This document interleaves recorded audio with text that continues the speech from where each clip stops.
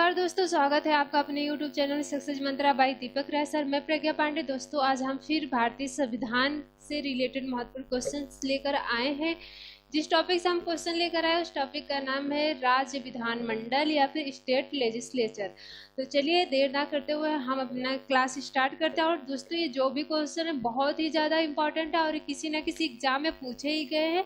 और ये आने वाली जितनी भी आपकी परीक्षाएं हैं, जितनी भी आपके एग्जाम्स है आगे आएंगे, उन सब में ये बहुत ही ज़्यादा महत्वपूर्ण भूमिका निभाएगी। तो चलिए देर ना करते हुए हम अपनी क्लास स्टार्ट करते हैं और देखते हैं आज का पहला क्वेश्चन। भारतीय संविधान के अनुसार राज्यों की विधायिका में सम्मिलित है। भारतीय संविधान के अनुसार राज्यों की विधायिका में सम्मिलित है। ऑप्शन ये है आपके सामने। 2 सेकंड लीजिए और बताइए कि इसका सही जवाब क्या होगा। जी हाँ, अगर आप ऑप्शन नंबर डी सोच रहे हैं तो बिल्कुल सही सोच रहे हैं। कैसे, चलिए पढ़ते हैं। देखिए, विधान परिषद एवं राज्यपाल नहीं, विधान परिषद राज्यपाल ये नहीं, ये विधायिका में सम्मिलित, ये दोनों भी हैं विधायिका में सम्मिलित, लेकिन एक तीसरा भी है। देखते हैं, विधानसभा एवं विधान परिषद नहीं, ये भी नहीं। विधानसभा एवं राज्यपाल ये भी नहीं। राज्यपाल, विधानसभा एवं विधान परिषद जहाँ इसका अस्तित्व है, मतलब विधान परिषद हर राज्य में नहीं होता है, लेकिन जो उसका विधायिका है उसमें क्या क्या सम्मिलित है, उसमें राज्यपाल भी सम्मिलित है, विधानसभा भी, विधान परिषद भी। जरूरी नहीं कि हर राज्य में विधान परिषद हो, लेकिन विधानसभा हर राज्य में है, विधान परिषद हर राज्य में नहीं। इसीलिए बोला है कि जहाँ इसका अस्तित्व। तो ऑप्शन नंबर 4 इसका सही जवाब होगा, जो कि ऑप्शन नंबर डी में दिया गया है। देखिए, जैसे कि विधायिका होती है तो विधायिका में क्या होता है, एक संघीय विधायिका होती है और एक राज्य विधायिका होती है। क्या, एक संघीय विधायिका होती है, ठीक है, और एक होती है राज्य विधायिका। जैसे संघीय विधायिका में संसद होता है, वैसे ही राज्य विधायिका में आपका होता है विधानमंडल। क्या होता है, विधानमंडल। इरेज करके बताते हैं। देखिए, एक होती है विधायिका के 2 पार्ट्स होते हैं, हम बोल सकते हैं। एक होती है संघीय विधायिका, ठीक है, और एक होती है राज्य विधायिका। जैसे संघीय विधायिका में संसद होता है, वैसे ही राज्य विधायिका में क्या होता है, विधानमंडल होता है। क्या होता है, विधानमंडल। जैसे संसद में जो है 3 स्तंभ हम बोल सकते हैं, या संसद के 3 अंग होते हैं, या संसद 3 अंगों से या मिलकर बने हैं। जैसे कि एक हो गया प्रेसिडेंट हो गया, राष्ट्रपति हो गया, राज्यसभा हो गया, लोकसभा हो गया। इन तीनों को अगर मिला दिया जाए तो हम बोलते हैं संसद। अगर इसमें से एक भी गायब है तो हम उससे नहीं बोलेंगे कि वो संसद है। तो जैसे संसद के 3 स्तंभ होते हैं, वैसे ही विधानमंडल के भी 3 स्तंभ होते हैं। राज्य में क्या होते हैं, एक होते हैं राज्यपाल होते हैं, गवर्नर, और एक होते हैं विधानसभा होती है, और एक होती है विधान परिषद, ठीक है। तो जैसे केंद्र में संघीय विधायिका में संसद होते हैं, संसद के 3 स्तंभ होते हैं, राष्ट्रपति होते हैं, राष्ट्रपति होते हैं, लोकसभा होती है, राज्यसभा होती है। उसी प्रकार जो राज्य में भी एक राज्य विधायिका होती है, जिसमें विधानमंडल होते हैं, विधानमंडल भी 3 स्तंभ होते हैं, राज्यपाल होते हैं, और विधानसभा होती है, और विधान परिषद होती है। हालांकि विधान परिषद हर राज्य में नहीं होती, लेकिन विधानसभा हर राज्य में होती है, और विधान परिषद को इंक्लूड किया जाएगा तभी बोला जाएगा कि विधायिका में सम्मिलित है। क्या क्या सम्मिलित है, राज्यपाल सम्मिलित है, और विधानसभा और विधान परिषद, ठीक है। चलिए नेक्स्ट देखते हैं, और अगला क्वेश्चन है, मुख्यमंत्री से संबंधित निम्नलिखित कथनों में से कौन एक सही नहीं है। इनमें से आपको बताना है कि कौन एक सही नहीं है। ऑप्शन आपके सामने है। वह साधारणतः राज्यपाल द्वारा चयनित होता है, यही सही नहीं है। तो ऑप्शन नंबर देख लेते हैं आगे भी। वह राज्यपाल द्वारा औपचारिक नियुक्ति पाता है। वह विधानसभा में बहुमत दल के सदस्यों द्वारा चुना जाता है। उसका पद पर बना रहना बहुत से कारकों पर निर्भर करता है।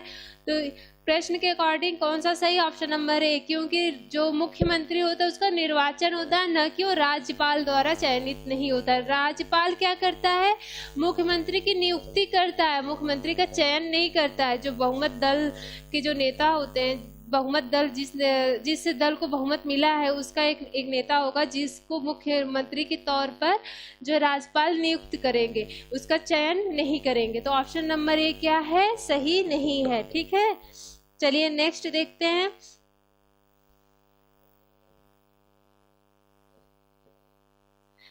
नेक्स्ट है, भारत में राज्य विधान पालिकाओं या स्टेट लेजिस्लेटिव्स का उच्च सदन कौन सा है? इसका उच्च सदन कौन सा है ये आपको बताना है। जैसे कि हम उच्च सदन निम्न सदन केंद्र में होता है, राज्यसभा और लोकसभा, उसी तरह से राज्य की जो विधान पालिका है उसमें जो है उच्च सदन कौन सा है? ऑप्शन आपके सामने है। अगर आप ऑप्शन नंबर ये सोच रहे हैं तो बिल्कुल सही सोच रहे हैं, क्योंकि विधान पालिका परिषद को ही राज्य विधान पालिका में क्या बोला गया? उच्च सदन। तो निम्न सदन क्या है? निम्न सदन है विधानसभा। क्या है? निम्न सदन है विधानसभा। ठीक है, तो यहाँ से भी एक क्वेश्चन और बन सकता है कि भारत में राज्य पालिकाओं का निम्न सदन कौन सा है? तो विधानसभा है। उच्च सदन कौन सा है? तो विधान पालिका परिषद या फिर विधान परिषद। ठीक है, चलिए नेक्स्ट देखते हैं। नेक्स्ट है, राज्य विधान परिषद का प्रावधान भारतीय संविधान के किस अनुच्छेद में दिया गया है? जो राज्य विधान परिषद है उसका जो प्रावधान है या उससे रिलेटेड जो भी कानून है वो किस अनुच्छेद में दिया गया है? ऑप्शन आपके सामने है, बताइए किस अनुच्छेद में दिया गया है? अनुच्छेद 171 आर्टिकल 171 में जो है विधान परिषद से रिलेटेड जो भी प्रावधान है, जो भी रूल्स है वो सब दिए गए हैं। ठीक है, चलिए नेक्स्ट है, किसी राज्य में विधान परिषद की स्थापना और समाप्ति का प्रावधान है भारतीय संविधान के? मतलब भारतीय संविधान के किस अनुच्छेद में विधान परिषद की स्थापना और समाप्ति का प्रावधान है? किस अनुच्छेद में है? तो अनुच्छेद 169 में। ऑप्शन नंबर बी क्या है इसका सही जवाब? आर्टिकल 169 में जो विधान परिषद की स्थापना और समापन का प्रावधान है। ठीक है, चलिए नेक्स्ट है, विधान परिषद किसी साधारण विधेयक को निम्नलिखित में से किस अवधि तक रोक सकता है? जो विधान परिषद है वो किसी साधारण विधेयक को निम्नलिखित में से किस अवधि तक रोक सकता है? तो किस अवधि तक? 4 माह तक। कितने?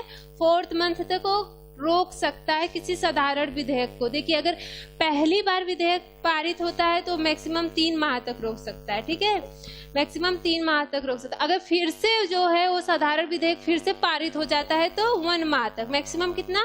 1 माह तक रोक सकता है। इस तरह से टोटल कितने माह तक? टोटल 4 माह तक। ठीक है, कितने माह तक?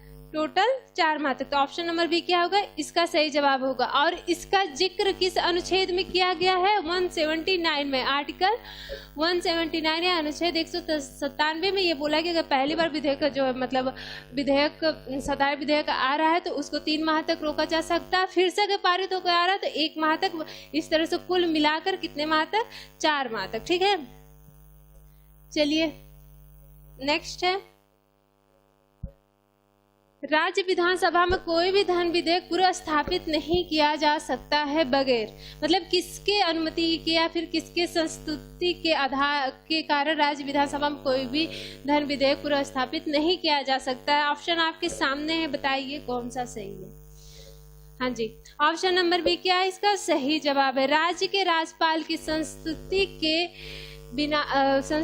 बिना धन विधेयक पूर्व स्थापित नहीं किया जा सकता। ठीक है, चलिए नेक्स्ट है, आगे देखते हैं, अगला क्वेश्चन देखते हैं।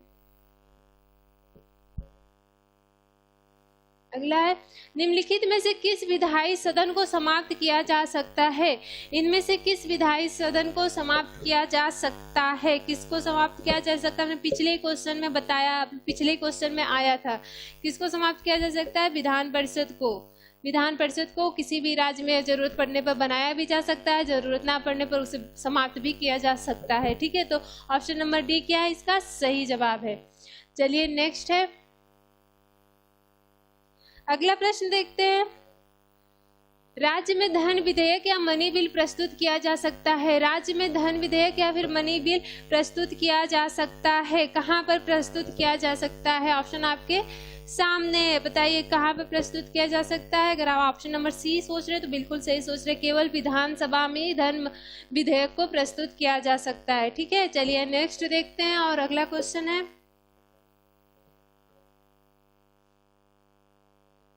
अगला क्वेश्चन है, राज्य विधान परिषद के विषय में सही क्या है? चलिए पढ़ते हैं, देखते हैं सही क्या है।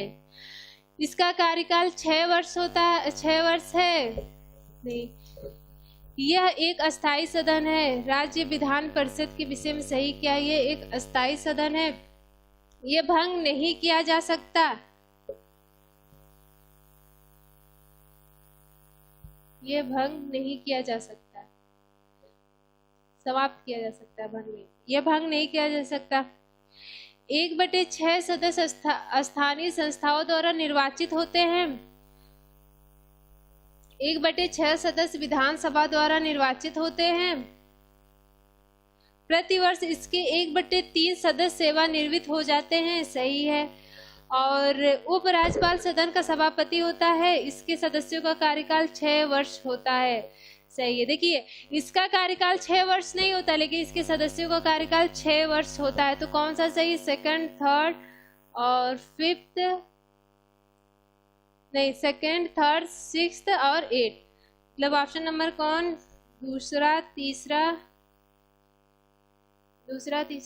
चौथा और दूसरा, तीसरा, छठा और 8वां। तो ऑप्शन नंबर सी क्या है? इसका सही जवाब है। ऑप्शन नंबर सी क्या है? इसका सही जवाब। देखिए एक अस्थाई सदन होता है, यह भंग नहीं किया जा सकता, और प्रतिवर्ष इसके जो है 1/3 सदस्य सेवानिवृत्त हो जाते हैं, और जो इसके सदस्यों का कार्यकाल वर्ष जो है 6 वर्ष का होता है। इसके सदस्यों का कार्यकाल कितने वर्ष का होता है? 6 वर्ष का होता है। तो ऑप्शन नंबर सी क्या है? इसका सही जवाब है। चलिए नेक्स्ट देखते हैं, अगला क्वेश्चन है, निम्नलिखित में से कौन सा राज्य अनुच्छेद 170 के उस प्रावधान का अपवाद है जिसमें कहा गया है कि एक राज्य के विधानसभा के गठन में 60 से कम सदस्य नहीं होंगे? अनुच्छेद 170 में ये बोला गया कि अगर विधानसभा है तो उसमें कम से कम 60 सदस्य होंगे। मिनिमम कितने होंगे? 60 सदस्य होंगे, और मैक्सिमम कितने होंगे? 500 सदस्य। कितने हो गए? 500 सदस्य। और ये किस आर्टिकल में कहा गया है? 170 में। किसमें? 170 में बोला गया है कि विधानसभा के गठन में जो है विधानसभा, तो उसमें कम से कम 60 सदस्य होंगे, लेकिन ज्यादा से ज्यादा मैक्सिमम कितने सदस्य होंगे? 500 सदस्य होंगे। लेकिन ये पूछ रहा हूँ कौन सा राज्य जो अपवाद है जिसमें कि 60 से भी कम सदस्य, तो कौन सा राज्य है? ऑप्शन नंबर ए इसका क्या है? सही जवाब सिक्किम। कितने सदस्य इसमें? 32 सदस्य। कितने? 32 सदस्य। चलिए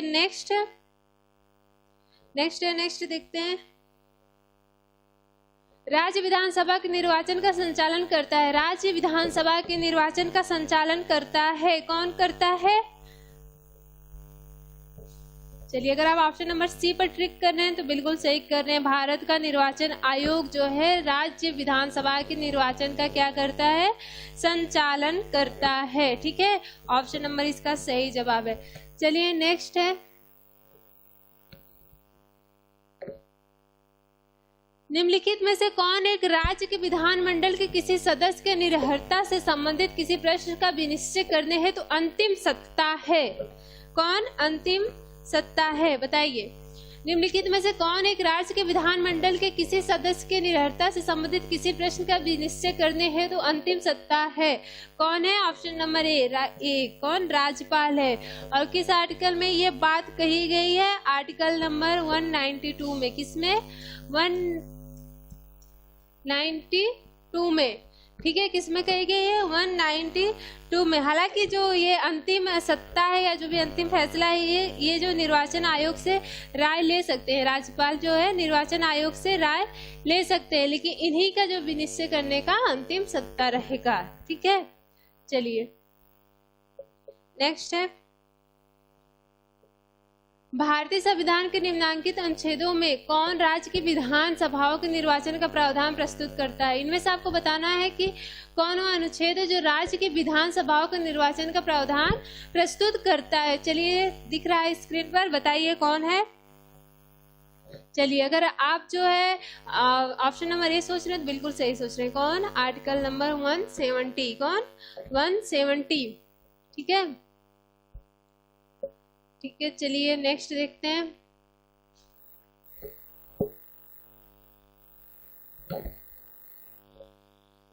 चलिए नेक्स्ट है, किस राज्य विधानसभा की सर्वाधिक सदस्य संख्या है? किस राज्य विधानसभा की सर्वाधिक सदस्य संख्या है? तो किसकी है? उत्तर प्रदेश की। किसकी? उत्तर प्रदेश की सर्वाधिक सदस्य संख्या है, क्योंकि ये यहाँ पर जनसंख्या भी ज्यादा है, इसी वजह से यहाँ की विधानसभा में सदस्यों की संख्या सबसे ज्यादा है। चलिए नेक्स्ट है, विधानसभा के विघटन के बाद भी उसका अध्यक्ष या स्पीकर पद पर बना रहता है। विधानसभा के विघटन के बाद भी उसका अध्यक्ष या स्पीकर पद पर बना रहता है। कौन सा ऑप्शन सही होगा? ऑप्शन आपके सामने है, चलिए बताइए कौन सा ऑप्शन सही है।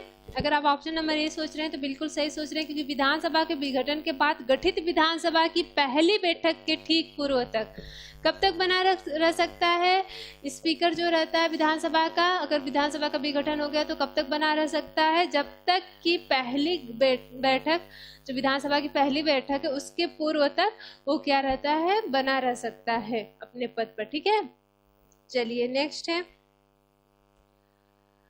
वर्ष 1956 में कितने पुनर्गठित राज्यों में द्विसदनी विधायिकाएं थी?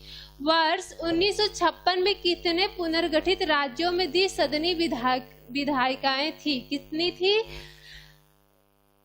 कितनी थी? ऑप्शन आपके सामने है, 5। ऑप्शन नंबर 1 अगर सोच रहे हैं तो 5। और कौन कौन से राज्य थे?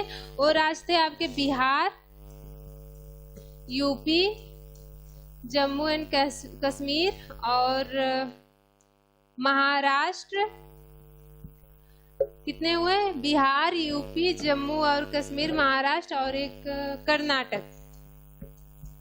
ठीक है, तो वर्ष 1956 में जो पुनर्गठित राज्य में द्विसदनी विधायिका थी वो कितने राज्य में थी? 5 राज्य में थी। एक बिहार में थी, फिर यूपी में थी, फिर जम्मू और कश्मीर में, महाराष्ट्र में भी थी और कर्नाटक में भी थी। ठीक है, तो चलिए नेक्स्ट, राज्य का भी नाम पूछ सकता है तो याद रखिएगा कौन सा? बिहार, यूपी, महाराष्ट्र, जम्मू एंड कश्मीर और कर्नाटक। ठीक है, चलिए नेक्स्ट देखते हैं, 1992 में अयोध्या घटना के पश्चात कुछ प्रदेशों में विधानसभाएं भंग कर दी गई थी। नीचे लिखे गए प्रदेशों में किसकी विधानसभा भंग नहीं की गई थी? बताइए।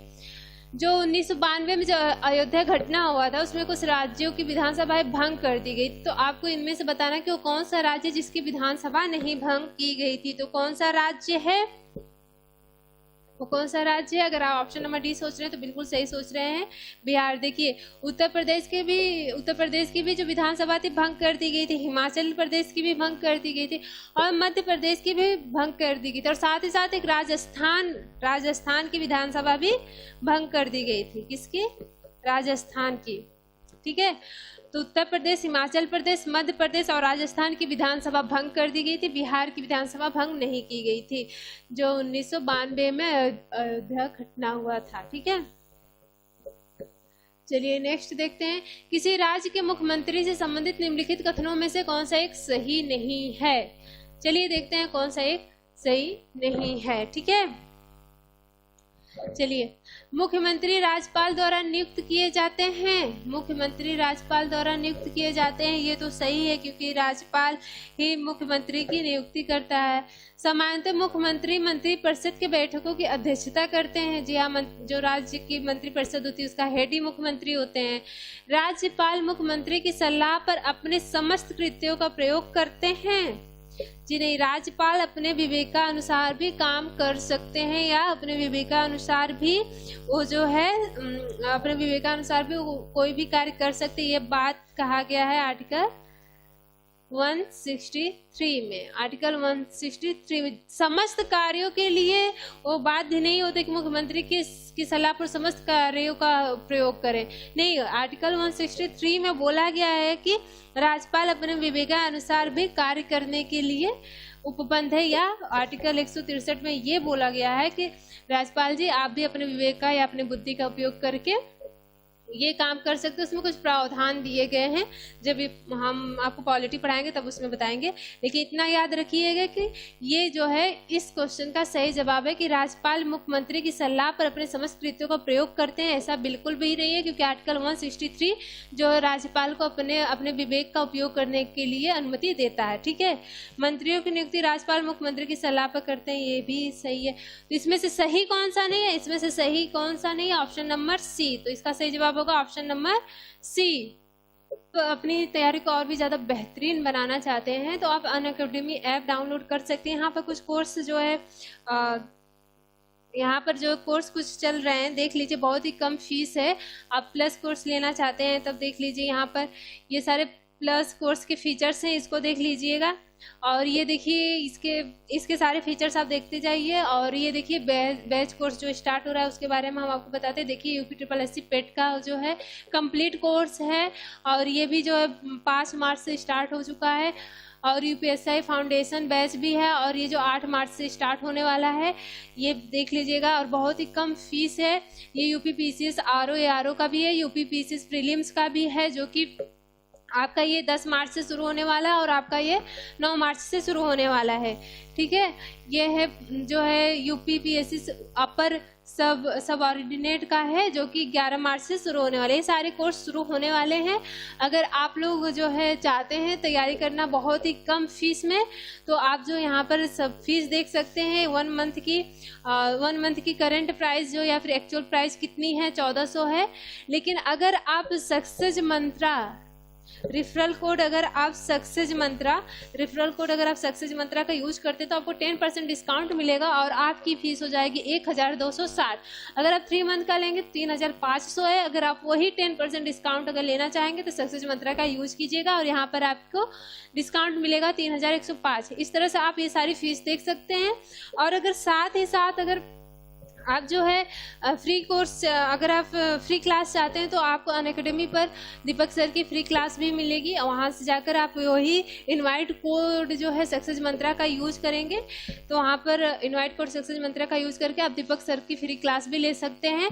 तो चलिए, और अगर और भी कोई आपको पूरी डिटेल चाहिए तो वीडियो के डिस्क्रिप्शन बॉक्स में पूरी डिटेल इसकी है, आप वहाँ से इस कोर्स के बारे में पूरी डिटेल ले सकते हैं। और चलिए हम बढ़ते हैं अपने अगले क्वेश्चन की तरफ। ये थी एक छोटी सी इन्फॉर्मेशन जो कि बहुत ही सही है, बहुत ही कम प्राइस में आप लोगों को वहाँ पर पढ़ने का मौका मिल रहा है। चलिए देखते हैं अगला क्वेश्चन। अगला है राज्य सरकार के मंत्रियों के वेतन एवं भत्तों का निर्धारण किया जाता है। राज्य सरकार के मंत्रियों के वेतन और भत्तों का निर्धारण किया जाता है। कहाँ से किया जाता है, किसके द्वारा किया जाता है? ऑप्शन आपके सामने है। ऑप्शन देखिए, अगर आप ऑप्शन नंबर डी सोच रहे हैं तो बिल्कुल सही सोच रहे हैं। किसके द्वारा निर्धारण किया जाता है? विधानसभा के द्वारा। राज्य की जो विधानसभा है वही जो है राज्य सरकार के मंत्री और वेतन भत्तों को निर्धारित करती है। ठीक है, चलिए नेक्स्ट देखते हैं। यदि किसी राज्य की विधानसभा का अध्यक्ष या स्पीकर पद त्यागना चाहे तो उसको अपना त्याग पत्र देना चाहिए। अगर किसी विधानसभा का कोई अध्यक्ष और वो अपना पद त्यागना चाहता है तो उसको अपना त्याग पत्र किसे देना चाहिए? ऑप्शन आपके सामने है, बताइए किसे देना चाहिए। अगर आप ऑप्शन नंबर सी सोच रहे हैं तो बिल्कुल सही सोच रहे हैं, किसे? उपाध्यक्ष को देना पड़ता है अपना त्याग पत्र अगर विधानसभा अध्यक्ष का कोई स्पीकर त्याग या अपने पद से इस्तीफा देना चाहता है। चलिए नेक्स्ट देखते हैं। अगला, निम्न में से मुख्यमंत्री के संवैधानिक कर्तव्यों का दिए गए कूट की सहायता से चयन कीजिए। दिए गए कूट की सहायता से चयन कीजिए। तो चलिए देखते हैं, चयन करते हैं।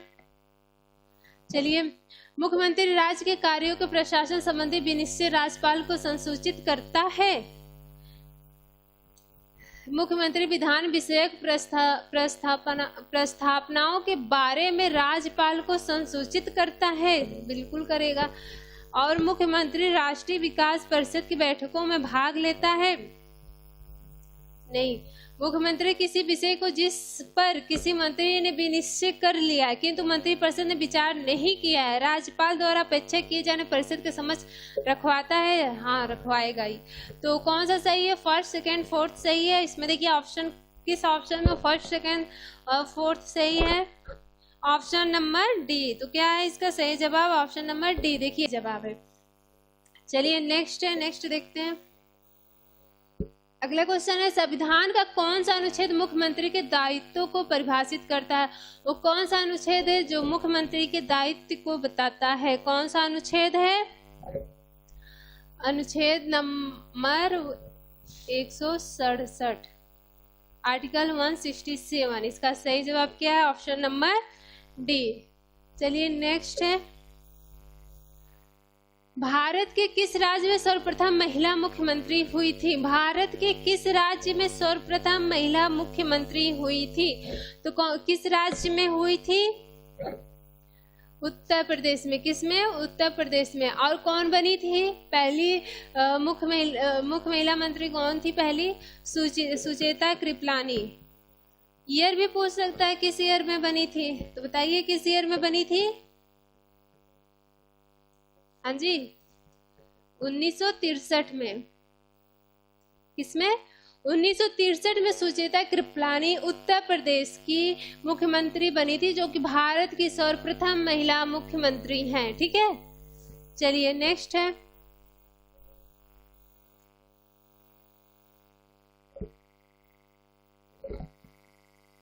नेक्स्ट है, राज्य विधान सभा निम्नलिखित में से किसके निर्वाचन में भाग लेती है? जो राज्य विधानसभा है ये निम्नलिखित में से किसके निर्वाचन में भाग लेती है? तो चलिए देखते हैं किसके निर्वाचन में भाग लेती है। भारत के राष्ट्रपति में भाग लेती है, भारत के उपराष्ट्रपति में नहीं, राज्यसभा के सदस्यों के राज्यसभा के सदस्यों के निर्वाचन में सही, राज्य विधान परिषद के सदस्यों में सही। तो ऑप्शन कौन? फर्स्ट, थर्ड और फोर्थ सही है। तो ऑप्शन कौन सा? ऑप्शन नंबर बी क्या है इसका सही जवाब है। राज्य विधानसभा किस किस निर्वाचन में भाग लेती है? भारत के राष्ट्रपति में लेती है भाग, राज्यसभा के सदस्यों के निर्वाचन में भी भाग लेती है, और राज्य विधान परिषद के सदस्यों के निर्वाचन में भी भाग लेती है। इस प्रकार से ऑप्शन नंबर बी क्या है इसका सही जवाब है। चलिए आज के लिए सिर्फ इतना ही मिलते हैं अगली क्लास में अगले टॉपिक के क्वेश्चन के साथ। उम्मीद करती हूँ कि आप लोगों को ये क्लास पसंद आई होगी। अगर आप लोगों की ये क्लास पसंद आती है तो इसे लाइक कीजिए, शेयर कीजिए, चैनल पर नए हैं तो सब्सक्राइब कर लीजिए, और अगर कोई सुझाव देना हो तो उसे कमेंट बॉक्स में बताते चलिए। मिलते हैं अगली क्लास में, तब तक के लिए धन्यवाद।